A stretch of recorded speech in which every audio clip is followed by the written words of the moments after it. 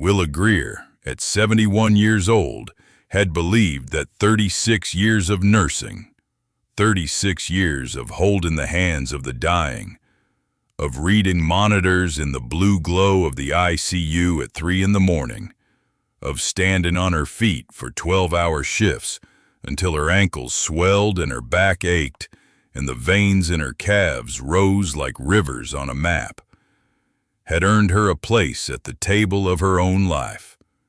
She had given 43 years to her husband Virgil, a quiet farmer who kept records of everything and said very little that wasn't worth hearing. She had stood beside Virgil through drought years and flood years, and the year the tractor rolled and broke his collarbone, and the long winter when the cattle market collapsed, and they ate beans and cornbread for 6 weeks straight because the mortgage payment came first.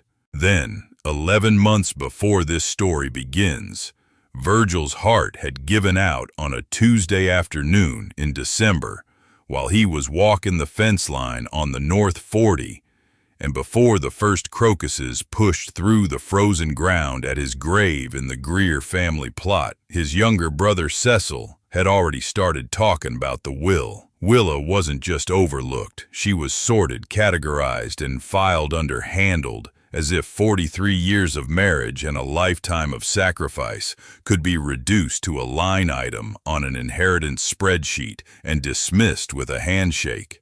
While Cecil and his wife Donna calculated the value of the productive 300 acres, the bottomland, the cattle operation, the new house Virgil had built in 1982, the equipment shed full of John Deere machinery, Willa received the original 1904 farmhouse on 12 acres that nobody had lived in for over 40 years. A collapsing ruin with a sagging roof, a rotting wraparound porch, raccoons nesting in the attic, and a condemnation notice from the county tacked to the front door.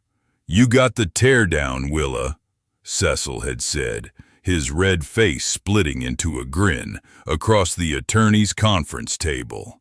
"That house is worth less than the cost to demolish it."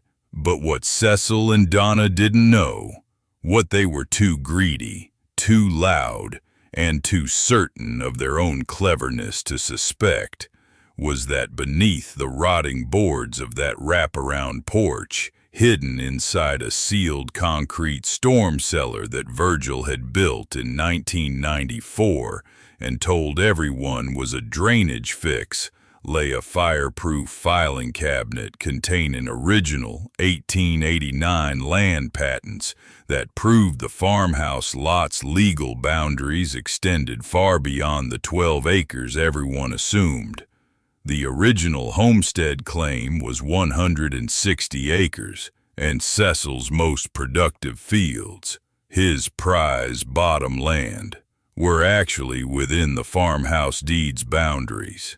Beside the land patents sat 40 years of meticulous soil surveys and geological reports that Virgil had commissioned secretly, documenting a rare earth mineral deposit worth millions in mining royalties.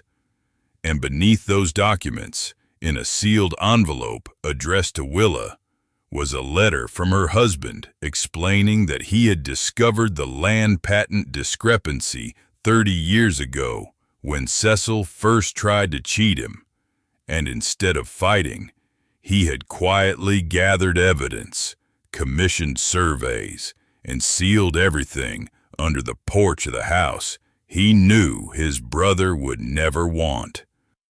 "I knew he'd laugh at the old house," Virgil had written. "I was counting on it. If you've ever felt the world dismiss you because of your age, if you've been told by the people who should have stood beside you that your portion was the worthless one, if you've sat alone in a quiet room believing that everything you'd built had been taken, this story is for you. Subscribe now, because what Willa Greer found when she pried up the porch boards of a collapsing farmhouse and descended into the storm cellar her husband built in secret will make you believe that love never stops protecting the people it was meant for. Welcome to the last chapter. The will was read in the office of Harold Kimball, an attorney in the county seat of Ava, Missouri, on a Thursday morning in late January, 6 weeks after Virgil's funeral. The office smelled of old carpet and instant coffee, and the radiator clanked every few minutes like a tired heartbeat. Willa sat on one side of the table in her olive green field jacket and cream flannel shirt, her brown leather suitcase with the brass clasps resting on the floor beside her chair, her plain gold wedding band catching the gray light from the window. She had not slept well. She had not slept well since December. The bed in the house she and Virgil had shared for 43 years was too wide now, and the silence at night was not the restful kind. It was the kind that pressed against your eardrums and made you aware of every creak, every gust of wind, every absence. Cecil sat across from her with Donna at his elbow. Cecil was 62, thick-necked and broad, his thinning reddish-brown hair combed back, his red face permanently flushed from blood pressure medication and the habit of talking too loudly in every room he entered. He wore his tan Carhartt jacket and his plaid western shirt and his scuffed cowboy boots, and his heavy gold class ring caught the light every time he shifted in his chair, which was often because Cecil was not a man who sat still. Donna sat beside him in her quilted navy vest and white turtleneck, her highlighted blonde hair sprayed to a helmet-like firmness, her thin lips set in an expression of patient expectation, like a woman waiting for a check she'd already spent. What Willa didn't realize yet was that Virgil had designed this exact moment. The will, the laughter, the dismissal, 30 years in advance. Every piece was where he'd placed it. Harold Kimball read the will in a flat, careful voice. The productive 300 acres, the cattle operation, all farm equipment, and the new house built in 1982 went to Cecil Greer. The original 1904 farmhouse and surrounding 12 acres went to Willa Greer. A checking account with $14,000 went to Willa. The rest, the pickup truck, the workshop tools, personal effects, was to be divided by mutual agreement. Cecil leaned back in his chair and exhaled with the satisfaction of a man who had gotten exactly what he expected. Donna's thin smile widened by approximately 1 millimeter. Willa looked at the document in Harold Kimball's hands and felt the room tilt slightly, the way it does when you realize that the ground you've been standing on has been rearranged while you weren't looking. "The farmhouse," Willa said quietly. "That's what I get." "That's what Virgil wanted," Harold said, and something in his tone, a carefulness, a watchfulness, made Willa look at him more closely. But his face was neutral, his rimless glasses reflecting the gray window light, and he said nothing more. Cecil couldn't contain himself. He slapped the table with one thick palm and let out a bark of laughter that bounced off the paneled walls. "The farmhouse! Lord Willa, that place hasn't been lived in since Reagan's first term. Roof's half gone. Porch'll drop you through to the crawl space. I had a guy look at it last year. Said it'd cost $40,000 just to tear it down safe. You got the tear down, Willa." He shook his head, still grinning. "Virgil always was the sentimental one." Donna patted Willa's hand across the table. "You can always sell the 12 acres for pasture, hun. Might get enough to rent a nice little apartment in town." Willa looked at Donna's hand on hers, the manicured nails, the large diamond ring Cecil had bought her when the dealership had its best year, and she withdrew her own hand slowly, the way a nurse withdraws from a patient who has declined treatment. There was nothing more to give, She drove home to the house that was no longer hers. 30 days. Cecil had generously given her 30 days to vacate, though the will required no such timeline. "Take your time, Willa," he'd said in the parking lot, his arm around Donna's shoulders. "No rush. We won't start the renovations until spring." Donna had already pulled out her phone, showing Cecil something on the screen. A real estate listing, a floor plan, a housing development brochure. They were subdividing before the ink was dry. That silence wouldn't last. Not the silence of the empty house, and not the silence of Willa's grief. Something was coming, though she did not know it yet. For 2 weeks, Willa packed. She moved through the rooms of the house she and Virgil had built together in 1982, wrapping dishes in newspaper, folding quilts into boxes, taking photographs off walls and leaving behind the ghostly rectangles where the frames had protected the paint from 40 years of sunlight. She worked methodically, the way she had always worked. A nurse's efficiency, a nurse's ability to compartmentalize grief and keep her hands steady even when the patient was her own life. She packed the kitchen, she packed the bedroom, she packed the living room where Virgil's recliner still held the shape of his body, the leather worn smooth where his elbows had rested during 40 years of evening news broadcasts. She did not cry. She had cried at the funeral, and she had cried alone in the dark for 3 nights afterward. And then she had stopped because there was work to do, and Willa Greer had never been a woman who let grief keep her from work. On the 15th day, she reached Virgil's workshop. The workshop was a separate building behind the house.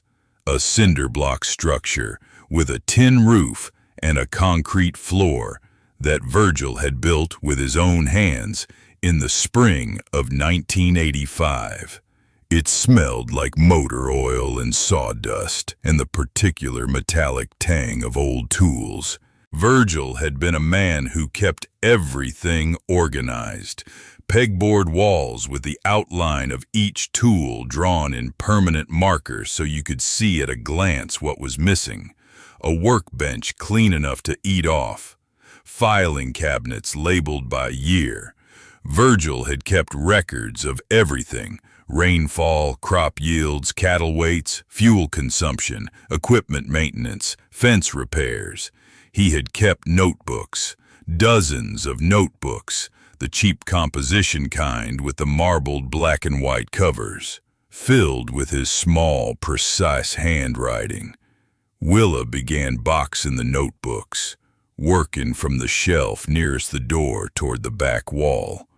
Most were farm records, dates and numbers and the shorthand observations of a man who believed that data was a form of respect for the land. But the last notebook on the bottom shelf was different. It was newer than the others, the cover less worn, and when Willa opened it, she found that most of the pages were blank. Virgil had used only the first 3 pages. The first 2 contained a hand-drawn map of the original farmhouse property. Not the 12 acres everyone talked about, but a larger boundary that Willa did not recognize, with measurements and compass headings written in Virgil's careful hand. The 3rd page held a single entry, dated 8 months before Virgil died. The handwriting was shakier than usual. His hands had been trembling by then, though he never complained. But the words were clear. "Everything she needs is under the porch. She just has to look." Willa sat on the cold concrete floor of the workshop and read that sentence 7 times. The fluorescent light buzzed overhead. A mouse scratched somewhere behind the filing cabinets. The wind pushed against the tin roof with a sound like breathing. She turned back to the hand-drawn map and studied the boundary lines, the measurements, the compass headings that pointed to something she did not yet understand. And she felt, for the first time since Virgil's death, something sharper than grief: curiosity. The same focused, diagnostic curiosity that had made her a good nurse. The instinct that something was wrong with the chart, that the numbers didn't add up, that there was information missing, and she needed to find it before she could treat the patient. The patient, in this case, was her own future, and the chart was hidden under a rotten porch in the Ozark Mountains. She drove to the farmhouse the next morning. It was late February, and the Ozarks were locked in the gray, bone-cold stillness between winter and spring, the trees stripped bare, the ridgelines sharp against a pewter sky. She took Virgil's old pickup, the one thing Cecil hadn't claimed, and loaded her brown leather suitcase in the cab beside the notebook and a flashlight and the crowbar from Virgil's workshop. The gravel road to the farmhouse branched off the county blacktop 2 miles south of the main property and wound up through a stand of white oaks and cedars to the top of a low ridge where the original Greer homestead sat looking out over the valley like a tired sentinel. The farmhouse looked worse in winter than it did in any other season. Without the green cover of summer vegetation, every wound was exposed: the sagging roof line, the broken porch posts, the gaps in the clapboard where wind and rain had worked for decades to pull the house apart. The white paint had long since weathered to bare gray wood. Dead Virginia creeper vines clung to the south wall like the skeleton of something that had once been alive. The wraparound porch tilted noticeably to the east, and several of the boards had rotted through entirely, leaving dark gaps that showed the dirt and stone foundation beneath. But the house was still standing. 42 years of abandonment, and it was still standing. That meant something, though Willa could not yet say what. She parked on the dead grass beside the rusted hand pump and stepped out into the cold. The wind hit her immediately, a raw Ozark wind that came down off the ridges carrying the smell of frozen earth and cedar, and the faint, sweet rot of the leaves that had piled against the foundation since the last person had raked this yard in 1982. A woodpecker drummed on a dead oak at the edge of the tree line, the sound sharp and rhythmic in the still air. Gravel crunched under her boots as she walked to the porch steps. She stood at the bottom of the steps and looked up at the house. Memories came uninvited, the way memories do in places you have loved and abandoned. She had first seen this house in 1980, when Virgil brought her home to meet his parents. She was 25, and he was 28, and they had been dating for 3 months, and she was already certain, with the quiet diagnostic certainty that would later make her the best nurse on the floor, that this was the man she would marry. The house had been white then, freshly painted, the porch solid underfoot, geraniums in clay pots along the railing. Virgil's mother, Alma, had served fried chicken and buttermilk biscuits at the long table in the kitchen, and Virgil's father, Ed, had shaken Willa's hand with the slow formality of an Ozark farmer who measured people the same way he measured rainfall, carefully over time, reserving judgment until the data was sufficient. Now the geranium pots were gone, the railing was broken, and the kitchen table was buried under 40 years of dust and raccoon droppings. But the bones of the house, the hand-hewn oak beams, the stone foundation, the wraparound porch that Ed Greer's grandfather had built when Missouri was still deciding what kind of state it wanted to be, those bones were still good. Willa could see it. A nurse's eye trained to look past the surface damage and find the structure underneath. She climbed the porch steps carefully, testing each board with her weight before committing. The third step groaned but held. The porch itself was treacherous, soft spots everywhere, nails protruding from warped boards, a section near the east corner that had collapsed entirely into the crawl space below. She moved along the wall, keeping her weight on the joists, until she reached the front door. It was locked, but the lock was rusted through and gave way when she leaned against it. The door swung inward with a long creak that echoed through the empty house like a question being asked after 40 years of silence. The smell hit her first. Not the sharp chemical stench of mold, which she had expected, but something older. The deep mineral scent of a house returning to the earth it was built from.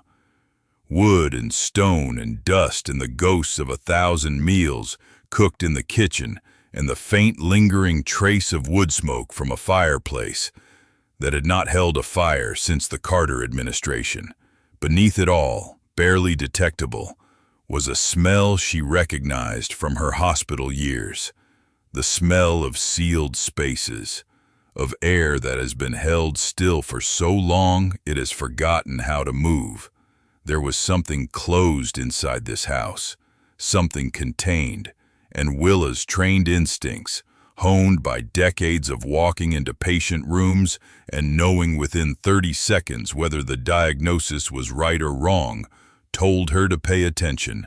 If only Cecil had spent 5 minutes inside this house instead of laughing about it from the comfort of his dealership office, he would have noticed what Willa noticed next.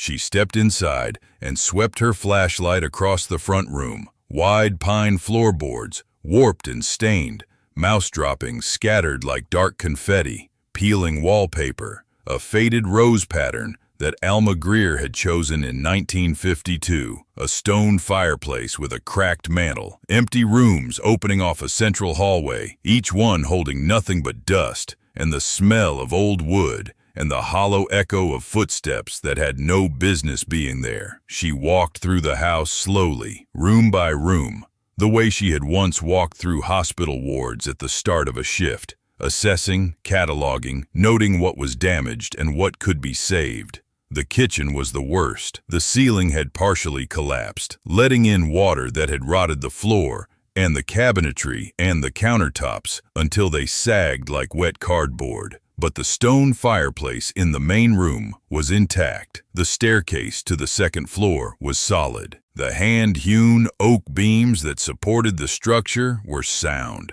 hard as iron, darkened with age, doing the job they had been built to do more than a century ago. Then she saw the tire tracks, fresh tire tracks in the mud beside the house, running from the gravel road to the east side of the porch and back again. Heavy treads. Not her pickup. Not any vehicle she recognized. And stapled to the front door frame, partially hidden by the door she had pushed open, was a notice. A county demolition notice, dated 9 days ago. The requesting party was listed as Cecil Greer.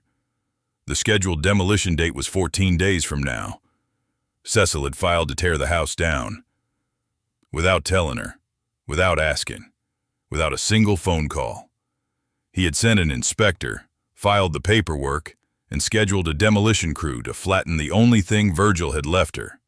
And he had done it while she was still packing boxes in the house he had taken from her. Willa stood in the doorway holding the demolition notice and felt a cold anger settle into her chest. Not the screaming kind, the bedrock kind. The kind that a woman develops after 36 years of watching people die. The understanding that time is not infinite, that patience is not the same as passivity, and that sometimes the most important thing a person can do is act before the window closes. She had 14 days. Whatever was under that porch, she needed to find it now. She walked back outside and stood on the porch and looked at the demolition notice one more time. The form was standard county paperwork, white paper, blue ink, the county seal embossed at the top. But someone had written a note in the margin in pencil. In handwriting she recognized as Cecil's heavy block print. Clear lot by March 15th. Donna has buyer ready. He wasn't just demolishing the house. He was selling the land underneath it. The 12 acres, her 12 acres, were already spoken for in Cecil's mind, already converted from a family homestead to a line on a development spreadsheet, already erased the way Cecil erased everything that stood between him and the next transaction. Willa folded the notice carefully, placed it in the inside pocket of her field jacket, and buttoned the pocket shut. Evidence. A nurse knew how to preserve evidence. You documented everything. You noted the time, the date, the circumstances. You kept the chart clean because someday someone would need to read it. The notebook had said, "Under the porch." Willa walked the wraparound porch slowly, testing boards, looking for anything that didn't belong. Most of the porch was exactly what it appeared to be. Old wood, old nails, old construction slowly returning to the earth. But on the north side of the house, where the porch wrapped around the corner and faced the ridge, she found a section that was different. The boards here were newer than the others. Not new, but newer. Maybe 30 years old instead of 100. They were secured with modern screws, not the square-cut nails used in the original construction. And when Willa knelt down and put her eye to the gap between two boards, she saw something that made her breath catch. Concrete. Beneath the boards, instead of dirt and stone, there was a smooth concrete surface. Someone had poured a concrete pad, or a concrete room, underneath this section of the porch, and then covered it with boards that matched the rest of the porch closely enough to fool anyone who wasn't looking. Anyone who wasn't kneeling on their hands and knees with a flashlight, the way Willa was now. She went back to the truck for the crowbar. The screws came out reluctantly, rusted into the wood after 30 years, and Willa worked them one by one with the patience of a woman who had spent her career threading IVs into veins that didn't want to cooperate. She removed 6 boards, each one roughly 4 feet long, and set them aside on the porch. Beneath them was a concrete hatch, a flat slab, roughly 3 feet by 4 feet, set flush with the surrounding concrete, with a recessed iron handle that had been greased recently enough that it still moved. Recently enough meant within the last few years, which meant Virgil had been down here.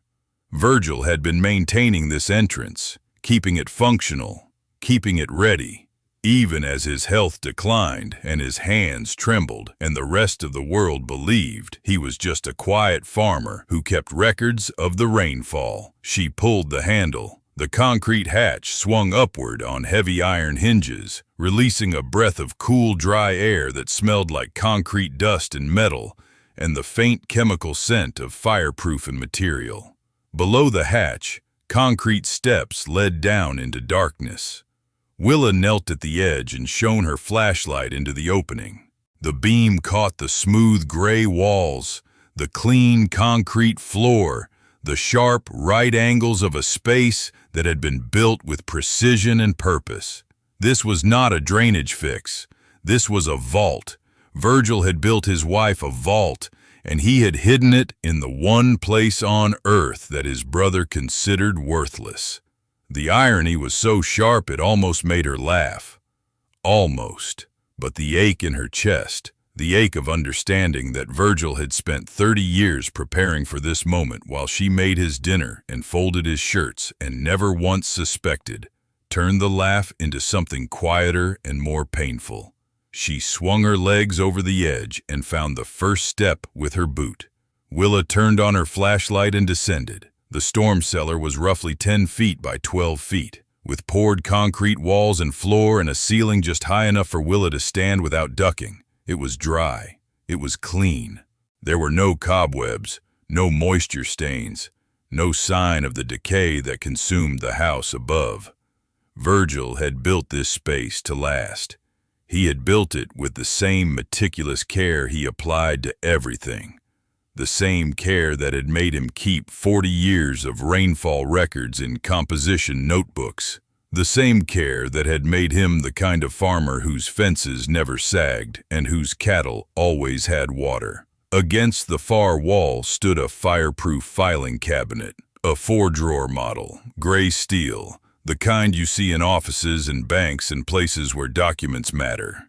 It was unlocked. Willa pulled open the top drawer. The first thing she saw was the land patents, original documents, dated 1889, printed on heavy paper with raised seals and elaborate cursive handwriting, establishing the Greer homestead claim under the provisions of the Homestead Act. The claim was for 160 acres, not 12. 160 acres, with boundaries described by metes and bounds that Willa traced with her finger on the yellowed paper, following the descriptions north and south and east and west until she understood what she was reading. The 12 acres everyone assumed belonged to the farmhouse were a fiction, a convenient fiction that had been repeated so many times over the decades that it had become accepted truth, like a misdiagnosis that gets copied from chart to chart because nobody goes back to the original labs.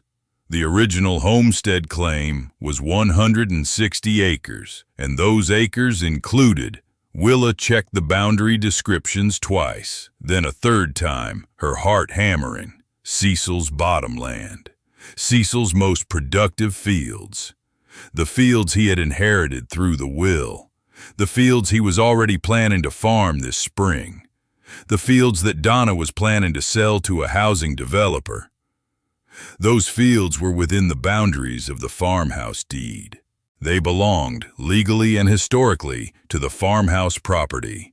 They belonged to Willa. She sat down on the concrete steps and pressed her palms flat against her knees and breathed. The flashlight beam wavered on the wall. Above her, through the open hatch, she could hear a crow calling from the ridge and the wind pushing through the bare oaks, and for a moment the sound seemed very far away, as if she had descended not just into a cellar, but into another version of reality, where the numbers on the chart had been corrected and the diagnosis was finally right. The second drawer held the geological surveys, 40 years of them, dating back to 1984, each one commissioned by Virgil through a geological consulting firm in Willa and paid for with checks drawn on a separate bank account that Willa had never known existed. The surveys documented the soil composition across the original homestead boundary,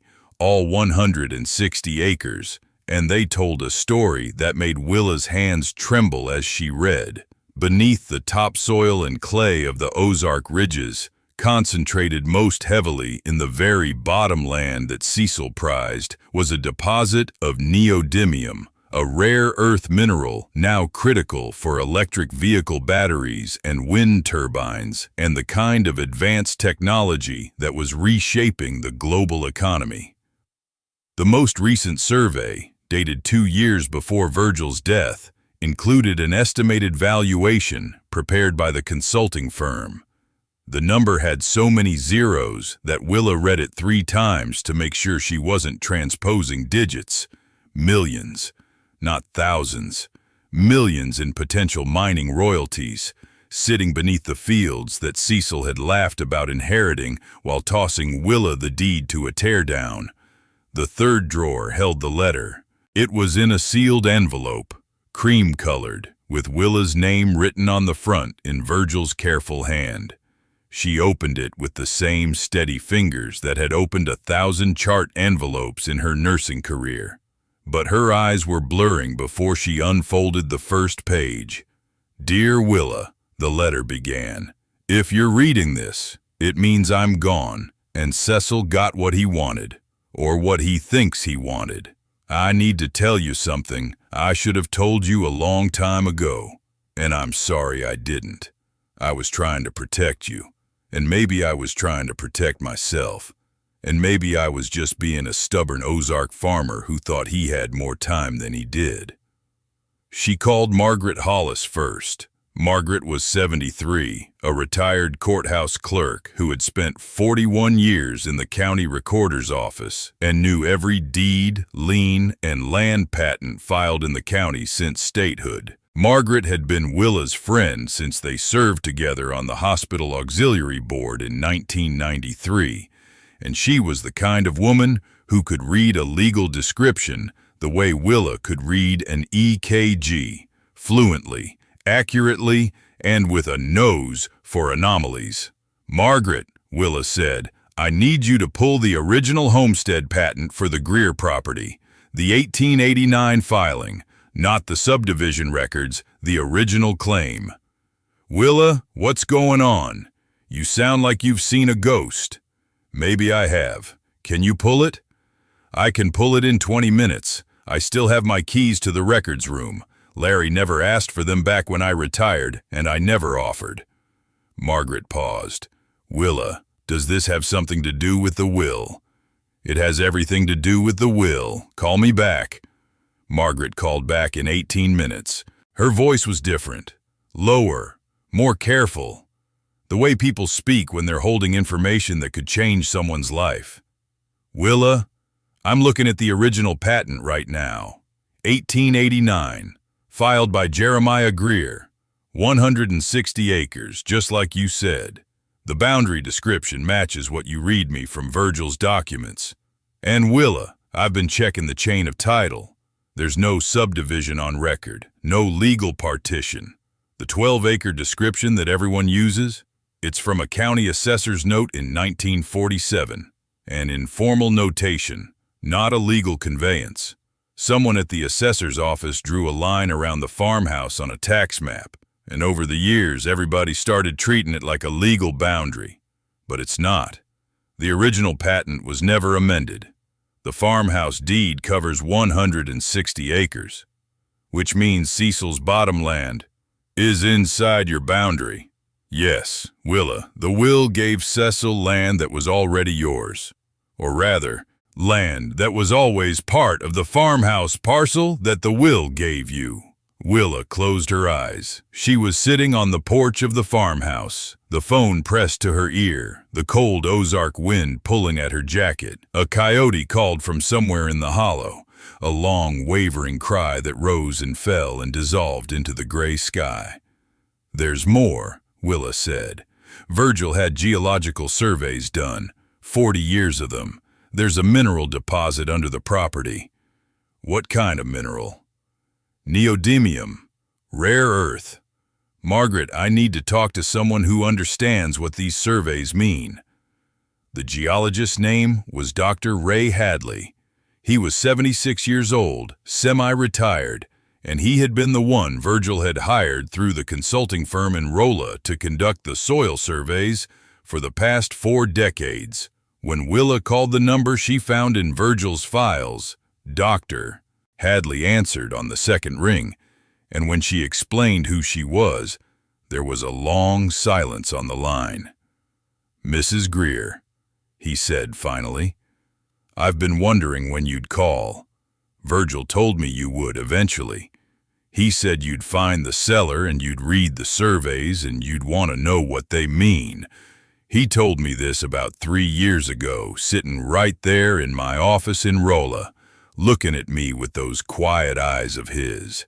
He said, 'Ray, when Willa calls, tell her the truth, all of it.'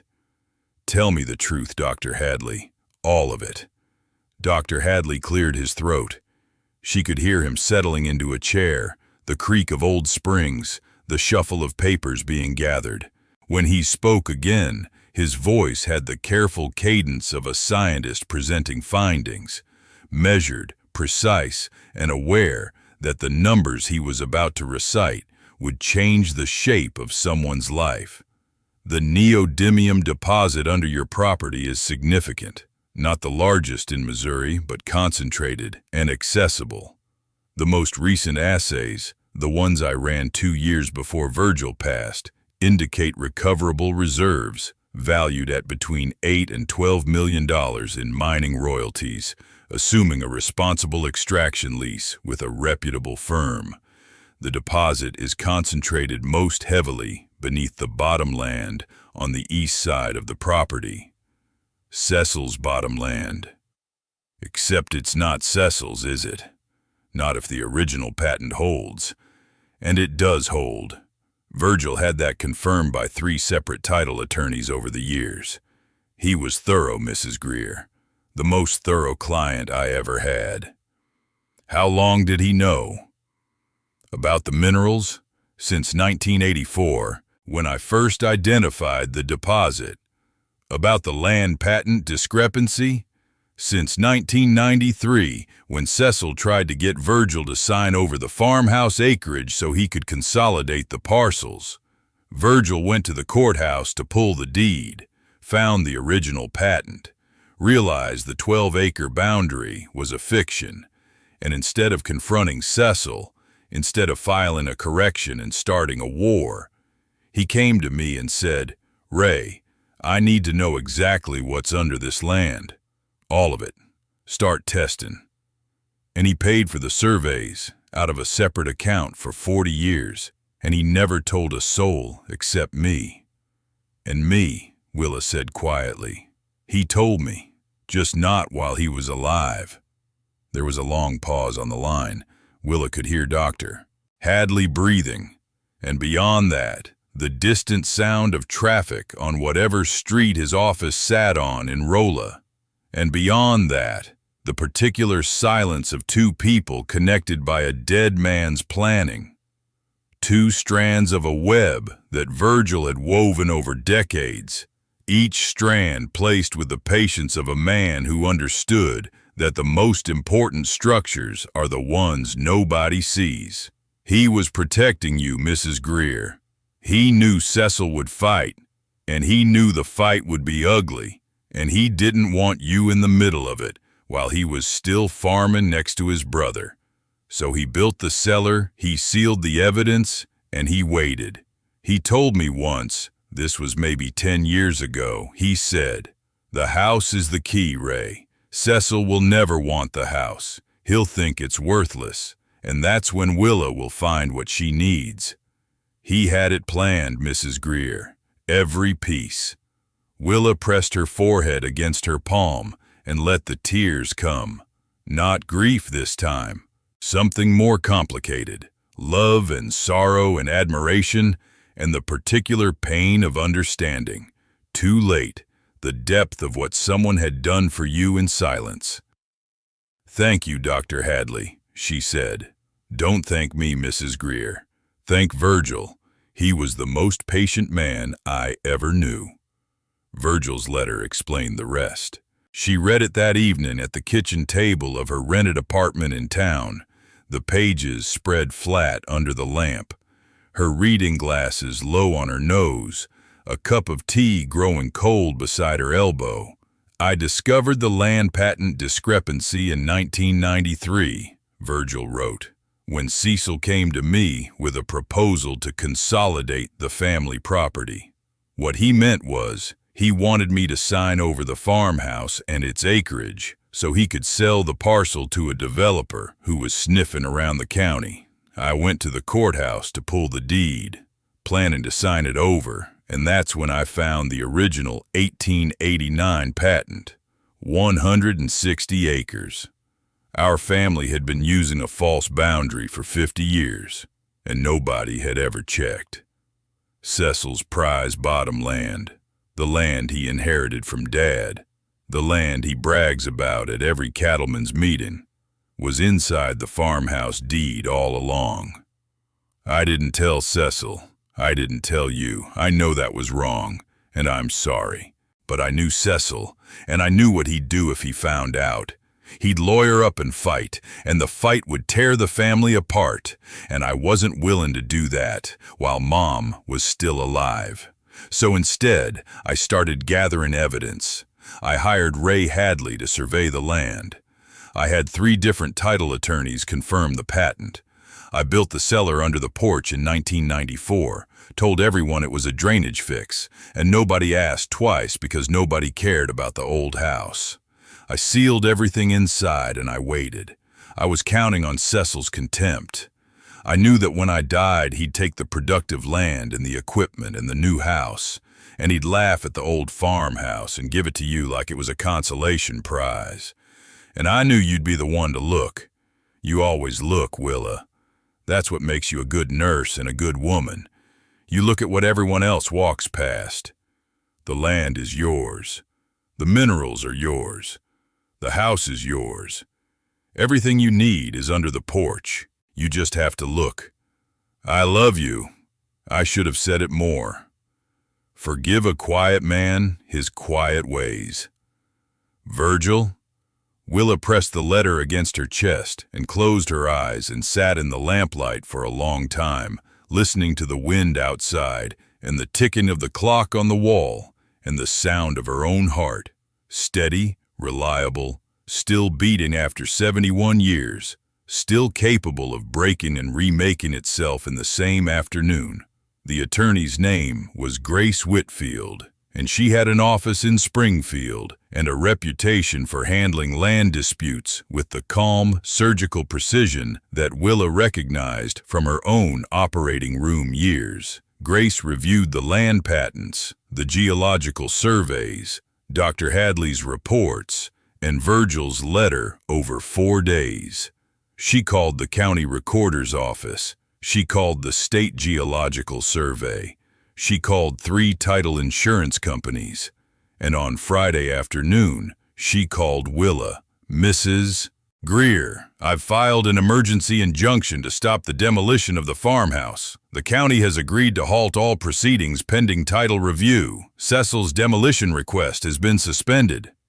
And the land patent, valid, unambiguous. The original 1889 homestead claim has never been legally subdivided or amended. The 12-acre boundary is a clerical fiction. Your farmhouse deed encompasses 160 acres, including the bottom land currently farmed by Cecil Greer. And the minerals? Dr. Hadley's surveys have been reviewed by 2 independent geologists. Both confirm the neodymium deposit.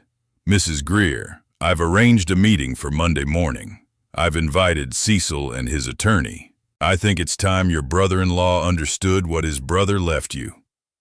Now remember, while Grace Whitfield was filing injunctions and reviewing geological surveys, Cecil was still operating under the assumption that he had won everything worth winning. He was still running his dealership. He was still farming the bottom land. He was still telling people at the Cattlemen's Association meetings that his brother Virgil had been a good man, but not much of a businessman. He had no idea that the quiet widow he had handed a tear down and a condescension was about to walk into a conference room with 4 decades of evidence and the kind of legal position that attorneys describe in their understated way as unassailable. The reckoning was 14 days in the making. Virgil had been planning it for 30 years.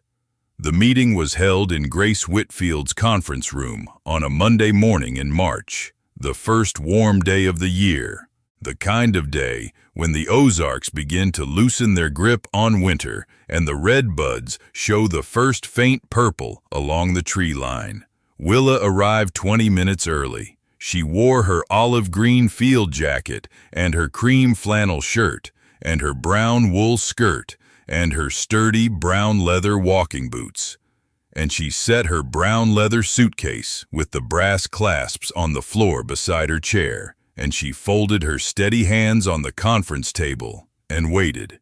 Cecil arrived at 10:10, loud as always. Donna trailing behind him with her quilted vest and her designer handbag and her expression of cultivated boredom. Cecil's attorney, a man named Davis from Springfield, walked beside him carrying a leather briefcase and looking like a man who expected a short meeting about a simple demolition. "All right," Cecil said, dropping into a chair across from Willa and spreading his hands on the table. "Let's get this done. I've got the demolition crew lined up for next week, and Donna's already got a buyer for the cleared lot. What's the holdup?" Grace Whitfield opened a folder. "Mr. Greer," she said, "the demolition has been permanently enjoined by court order. Mrs. Greer is the sole owner of the farmhouse property, and she hasn't authorized any demolition. Furthermore, Mrs. Greer's property encompasses significantly more acreage than previously assumed. Cecil's red face went still. What do you mean, more acreage? The original 1889 homestead patent filed by Jeremiah Greer establishes the farmhouse property at 160 acres. The 12-acre boundary used in modern assessments is a clerical error from 1947, an informal notation on a tax map, never formalized by legal conveyance. The original patent has been confirmed by the county recorder, the state title office, and 3 independent title attorneys. Cecil stared at her. His jaw worked. The heavy gold-class ring on his right hand caught the light as his fist slowly clenched. 160 acres, he said. That includes your bottomland. Yes, the east fields, the creek bottom, and the south pasture. Approximately 118 acres of land currently being farmed under your name fall within the boundaries of the original farmhouse patent. They are legally part of the farmhouse property. Cecil turned to his attorney. Davis was reading the documents Grace had slid across the table, his face gray, his lips pressed together. He looked up at Cecil and shook his head once, a small, tight movement that said everything words could not. "This is insane," Cecil said. His voice had risen. The flush was coming back, darker now, the color of a man whose blood pressure medication was losing its argument with his temper. "I've been farming that land for 20 years. Dad farmed it before me. You can't just—" "There's more," Grace said. She opened the second folder. Over the past 40 years, Virgil Greer commissioned comprehensive geological surveys of the original homestead property. These surveys, conducted by Dr. Ray Hadley of the Missouri Geological Consulting Group, document a significant deposit of neodymium, a rare earth mineral critical to electric vehicle battery production, concentrated beneath the bottom land on the east side of the property. Donna's handbag hit the floor. She didn't pick it up. The estimated value of mining royalties based on current market prices and recoverable reserves is between $8 and $12 million. The conference room went silent. Cecil's mouth was open, but no sound came out. His red face had gone the color of old ash. Davis closed his eyes and pinched the bridge of his nose. Donna sat perfectly still, her highlighted blonde hair catching the fluorescent light, her lips moving silently, as though she were trying to count to 12 million and kept losing her place. 8 to 12, Cecil's voice cracked. He stood up. His chair shot backward and hit the wall. "This is a fraud. This is some kind of... Virgil never... He wouldn't..." "Virgil did," Willa said. It was the first word she had spoken since Cecil entered the room, and the quiet authority in her voice, the voice of a nurse who had delivered difficult news to families for 36 years, stopped Cecil as effectively as a hand on his chest. Virgil knew about the land patent since 1993, when you tried to get him to sign over the farmhouse so you could sell the lot to a developer. He found the original filing at the courthouse, and instead of fighting you, instead of hiring lawyers and tearing the family apart, he spent the next 30 years gathering evidence. He hired geologists. He had the title confirmed. He built a storm cellar under the porch and sealed everything inside, because he knew that when he died, you would take the land and the cattle and the equipment and the new house, and you would give me the old farmhouse and you would laugh about it. She paused. She looked at Cecil with the steady green eyes that had watched 1,000 patients pass from life to death and back again. "He was counting on your contempt, Cecil. He knew you'd never look at the old house twice. He knew you'd call it a tear down. He knew you'd try to demolish it. And he knew that I would be the one to find what he left, because I'm the one who looks at what everyone else walks past." Cecil stood at the end of the conference table, his thick hands flat on the surface, his chest heaving. Donna reached for his arm. He shook her off. "I'll fight this," he said. "I'll take it to court. Every court in the state." "That is your right," Grace said calmly. "But I should inform you that the title chain has been reviewed by 3 independent attorneys and confirmed by the county recorder. The geological surveys have been verified by 2 independent geologists. And your brother maintained meticulous records of every transaction, every filing, and every correspondence related to this property for 40 years.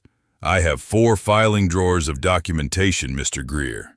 Your brother was the most thorough man I've ever represented, and I've never met him." Cecil looked at Willa. Donna looked at Willa. Davis looked at the documents and said nothing, because there was nothing to say. "I'm not trying to punish you," Willa said, and her voice was even and clear, and carried the same calm authority it had carried for 36 years, in hospital rooms where families were falling apart. "Virgil wouldn't have wanted that, but the land is mine. The minerals are mine. The house is mine. And I'm going to take care of all of it the way Virgil would have wanted, carefully, responsibly, and for the long term." She picked up her brown leather suitcase and stood. "You can keep the new house," she said. "You can keep the equipment. You can keep the cattle operation on the acreage that is legitimately yours. But the bottom land, the mineral rights, and the farmhouse, those are mine. They always were." She walked out of the conference room and into the March sunlight, and the door closed behind her with a sound like a chapter ending and another one beginning. She stood on the sidewalk in Springfield with her suitcase in her hand, and the spring air warm on her face, and the first red bud blossoms catching the light in the tree wells along the street, and she felt something shift inside her. Not triumph, not revenge, but a settling, the way a foundation settles when the weight it was built to carry finally arrives. She had been carrying other people's weight for 36 years. Now she was carrying her own, and it fit. Cecil fought it. Of course he did. He hired attorneys in Springfield, and then attorneys in Jefferson City, and then attorneys in St. Louis, each one more expensive than the last, each one arriving at the same conclusion after reviewing the same documents. The 1889 patent was valid. The 12-acre boundary was a fiction. And Virgil Greer's 40 years of geological surveys constituted the most comprehensive private mineral assessment in the history of the Missouri Ozarks. The legal fees ate through Cecil's savings, then through his dealership profits, then through the dealership itself. Within 18 months of the conference room meeting, Cecil Greer Equipment and Supply in Springfield closed its doors. Donna stopped returning calls from the housing developer. The subdivision plans for the bottomland were quietly shelved. Willa restored the farmhouse. She hired a crew from the county, local men and women who knew Ozark construction, who understood how to work with 100-year-old oak beams and hand-cut stone foundations. And over the course of 8 months, they rebuilt the roof, replaced the rotting porch boards, restored the clapboard siding to its original white, reglazed the windows, and brought the kitchen and plumbing into the current century while preserving everything that made the house what it was. The stone fireplace was repaired. The wide pine floors were sanded and sealed. The wraparound porch was rebuilt with new turned posts that matched the originals. And Willa made sure the storm cellar beneath it was preserved, sealed, dry, and marked with a small brass plaque that read, "Built by Virgil Greer, 1994. For Willa, she moved in on a Saturday morning in October, exactly 1 year after she had first driven to the farmhouse with Virgil's notebook and a crowbar and a flashlight. She carried her brown leather suitcase up the new porch steps and set it in the front hall and stood in the doorway and looked out over the Ozark Hills, the same hills that Ed and Alma Greer had looked at. The same hills that Jeremiah Greer had claimed in 1889. The same hills that rolled away under the autumn sky in every direction, gold and brown and deep cedar green. Coyote calls at dusk and woodpecker drumming at dawn, and the gravel road winding down to the county blacktop where the world went on doing whatever the world does when it's not paying attention to quiet women in quiet houses who hold more power than anyone imagines. She leased the mineral rights to a responsible mining firm, one that Dr. Hadley vetted personally, one that used modern extraction methods designed to preserve the land rather than destroy it. The royalty payments began 6 months later. They were substantial. Willa used a portion to establish the Virgil Agricultural Scholarship at the county high school for students who wanted to study farming or land management or geology or any of the quiet sciences that keep the earth productive and the records straight. She used another portion to fund the county hospital's new nursing wing, a project that had been stalled for lack of funding for 6 years. The wing was named the Greer Family Nursing Center, and the plaque in the lobby listed both Virgil and Willa's names. She planted a dogwood tree beside the porch, Virgil's favorite tree. He had always loved the way dogwoods bloomed in spring, the white flowers appearing on bare branches like promises being kept before the rest of the world was ready to notice.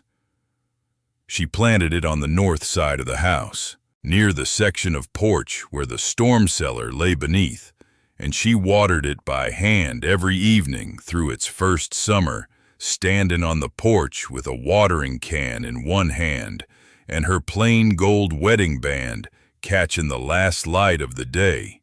Margaret Hollis came to visit every Sunday afternoon. They sat on the wraparound porch in rocking chairs that Willa had bought at an estate sale in Ava, and drank sweet tea and watched the hills change color as the sun moved across the sky.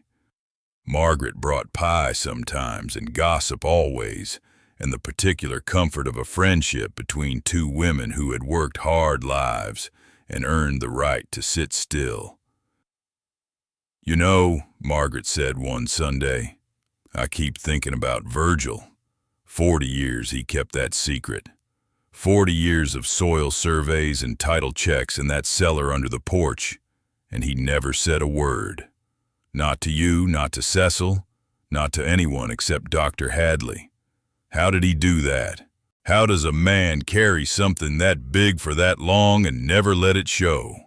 Willa rocked slowly in her chair and looked out at the dogwood tree, its leaves turning bronze in the October light.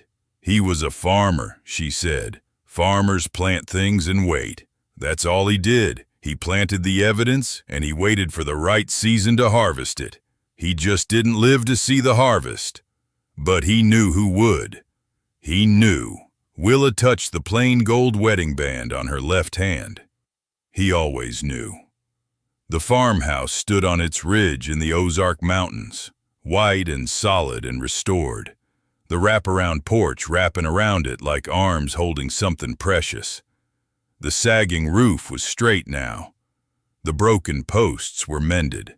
The raccoons had been evicted, and the mice had been swept out, and the peeling wallpaper had been stripped down to the original plaster, which was sound, which had always been sound, which had been waiting patiently beneath the surface damage for someone to come along and see what was really there. If you stayed with us through this entire journey, from a devastating inheritance to an extraordinary discovery, from a collapsing farmhouse to a 160-acre homestead and a rare earth mineral deposit worth millions, from a brother-in-law's contempt to a husband's 30-year act of quiet, meticulous, magnificent love, then you already know something about the kind of person this story was made for.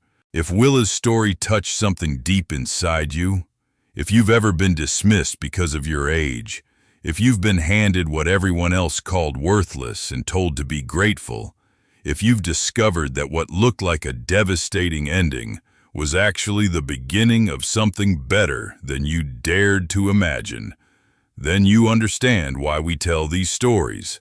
Leave just one word in the comments describing the exact moment when you realized you were so much stronger than anyone around you ever thought.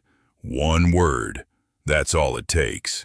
Because Willa's story proves that love builds shelters in the places no one thinks to look. That patience is not passivity. It is strategy, practiced by people who understand that time is the only currency that never loses its value. That you are never too old to kneel on a rotting porch and pry up the boards and find that the ground beneath you was always more solid than anyone believed. And that the people who truly love us don't just tell us.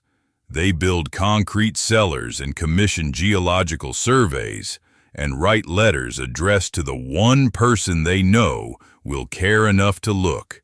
Share this story with someone who needs to remember that their worth isn't defined by who dismissed them, but by who loved them enough to spend 30 years hiding the proof under a porch and waiting. Somewhere tonight, a quiet woman in a quiet town is sitting at a kitchen table, holding a deed everyone has told her is worthless, wondering if anyone remembers her name. Your word, your share, your small act of recognition might be the notebook she finds in a workshop tomorrow morning. Welcome to the last chapter.